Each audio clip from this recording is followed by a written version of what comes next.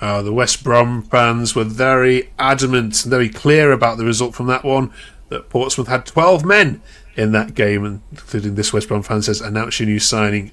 Lads, welcome back to our 20 minutes of Pompey Walk. We've got Jake, Sasha and Phil back with us to review the draw at the Hawthorns. Did Pompey get away with one? Is it about time, actually, that poor refereeing decisions went in Pompey's favour? We're talking about the warrior that is Regan Poole. Should he have been sent off, though? And we're talking about a very important week for Pompey. Who should be on our shopping list? What positions do we need? Plus, we're talking away kits. Is this the worst ever Pompey away kit of all time? And where does this one that we've currently got feature in that list? Delighted to have back three giants of Pompey Twitter.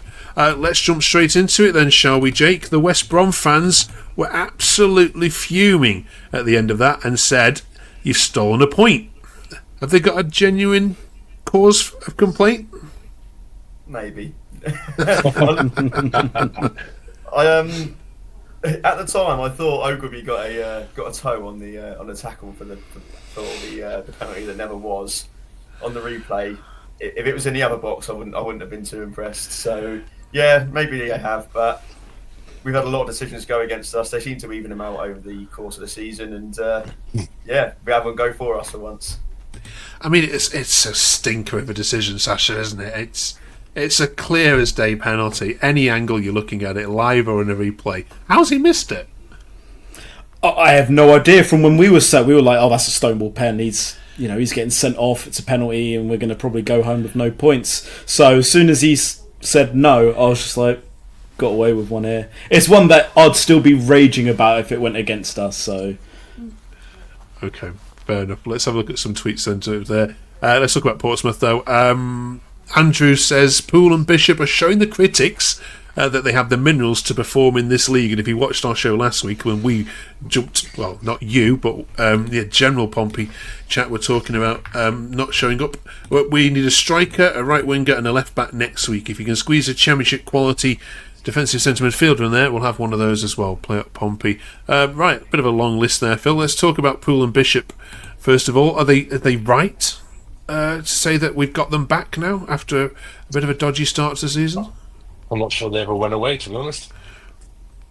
I think Bishop, we've spoken many a time about what Bishop brings to the team, and when he wasn't here last season, how we struggled without him. That header will hopefully shut a few people up. That was quality. I loved it. Great goal. It's a beautiful goal, isn't it, to watch the curve and how it goes in. Yeah. And we'll bring up. Oh, crikey, that's the wrong one. I wanted your tweet there. That is a fantastic point away from home and sets the benchmark for our away performances for the rest of the season. Well played, the whole team. Regan Poole is a warrior, which we'll come on to in a second. Jake, you got absolutely battered at West Brom last season. Does it show the development of the squad and the team that this year you are coming away from a point? And okay, apart from a decision that's went wrong, a deserved one.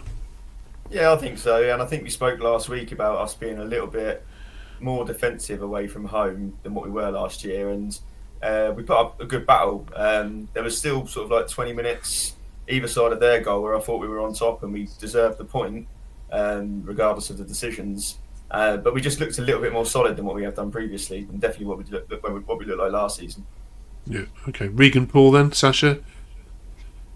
A warrior, Phil describes him as. Yeah, you having that? Yeah, 100%. I think the addition of Josh Knight the other day definitely played a part. He knows that he's under a bit of pressure now to perform. Otherwise, Josh Knight's going to step in and take his place in the 11. But yeah, no, we all know how good Regan Poole can be on his day. He did it in spells last season and in League One. He's a brilliant player, and he just showed how good he can be yesterday. But he probably also should have been sent off, to be honest, but I won't complain. If you're just coming across the channel, it is 20 minutes of Pompey chat each week. Of course, next week do join us, because we are going to have a Southampton fan joining the ranks next week to, of course, preview the game after the international break, which of course is an absolute huge one. 40 quid, by the way, Sasha, they've charged you for your first ever trip there. Is it? Yeah, because you have to get a compulsory coach ticket. You're not allowed to get there away. So it's 60 quid. Wow. I mean, you're not going to turn that down even for your first visit to St Mary's, are you? No, it's one of those where I'd pay £1,000 to go. So. Don't tell the club that because they will charge me £1,000. Yeah, but yeah. Okay, next week we'll have a Southampton fan in here, and we'll all be very nice, very kind, and polite as we preview the return of the South Coast Derby. That'll be next week. Right, let's carry on then talking about West Brom. Jack says last season, Phil, this was a sort of fixture we'd have crumbled in, so I'm happy to see us show some resilience by holding on and getting the equaliser. Good point. And hopefully 3 next weekend when we're back at Fratton. Problem to that is you're facing a Preston side this weekend, that are hecking bottom driven. They are a resolute, dogged, determined side, just like you. So I'm having a 0-0 next weekend for certain. What I hope doesn't happen is that we improve our away form from last season, but our home form suffers because, like you say, Preston did well yesterday. Again, they're doing well at the start of the season. So again, the championship is so difficult. You cannot just take things for granted. You're going to have to really show up and show the kahunas. Some fans want to change Jake for the Preston game. Noah says it's a great result, but please play LaRue centre defensive midfield with Dazal and Swift next week. Agreed? I can see why. I think Swift took quite a lot of flack on Twitter. People were sort of saying he's too slow and he wasn't closing people down, but that's not really his game. And he is playing in a new position. He's always played in the cam when he's at Reading or at West Brom, so it would be good to see him in there and maybe push Segacic out wide with Lang injured. So I can see that working. Okay. Transfer window closes, of course, after that Preston game on the Monday night, Sasha. So you've heard other people's long lists, but priority absolutely for you is right wing. We need Phil? a right winger. Yeah, pace. I keep on repeating myself. Pace, and more pace. Pace on the right wing, and I would like a third striker that has something different to what Waddingham and Bishop offers. So again, whether it be a loan or whatever, someone with pace that can stretch defences and just offer something different. Jake?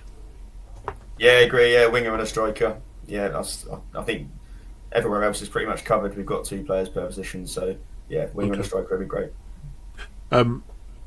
Any rumours, transfer rumours that any of you are hearing that you think may or may not happen, Sasha?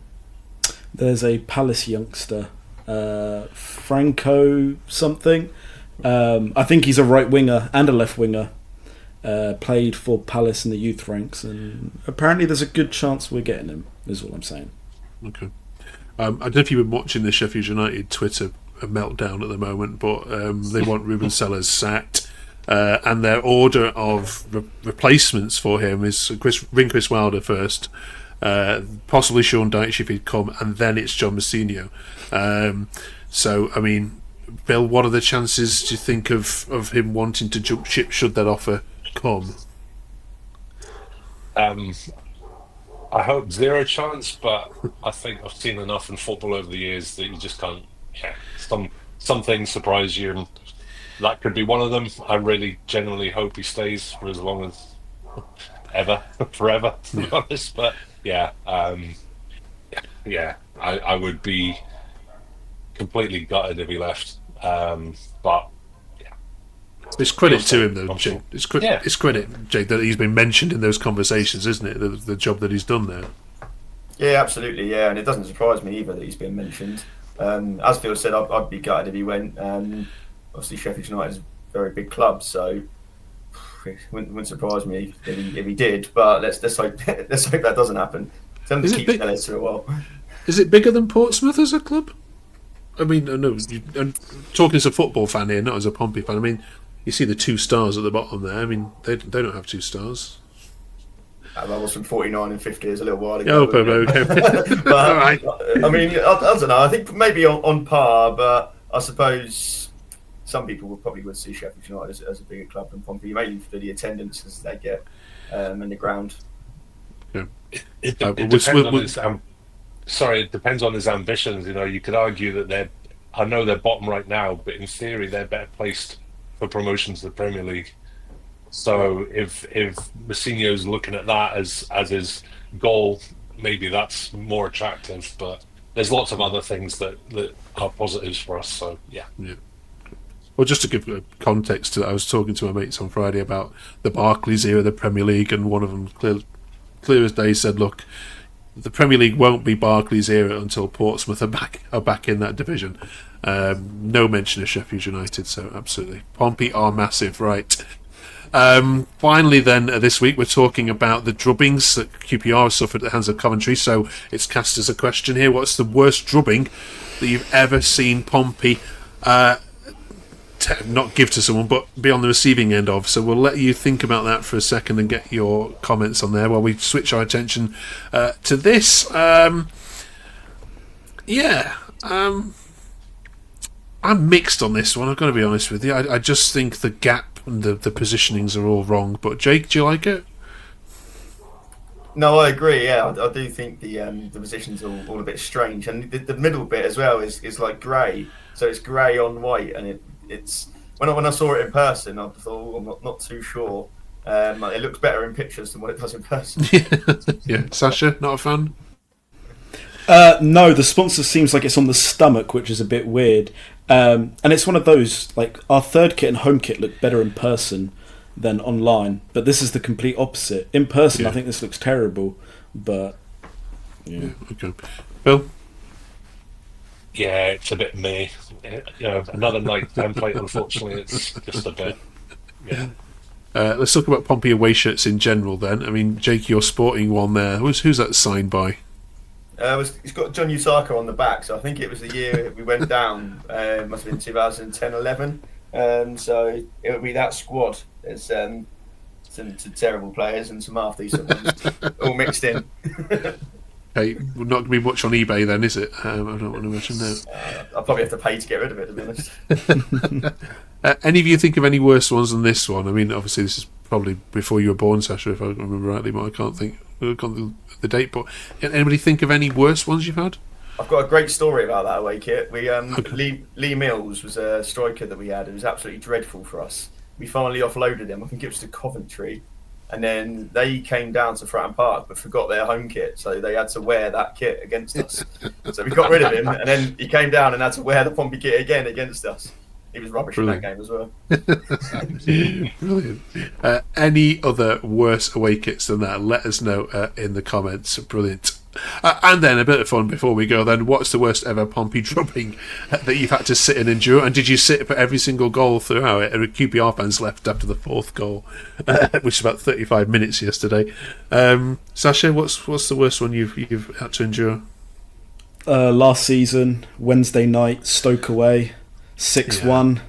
Yeah, that wasn't fun. But to be honest, we were just singing and having a laugh because it crossed the point where it was depressing and frustrating. It just became funny. So we just kind of just had a laugh with it. Bro, Phil?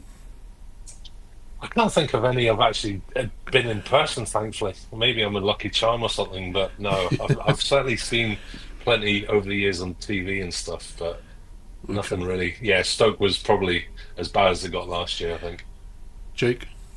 Yeah, I remember just after we won the FA Cup, we were sort of high on life still. We went to Man City away, and all the way up there, we were going, we're going to get something here, we're going to get something. And they battered us 6-0.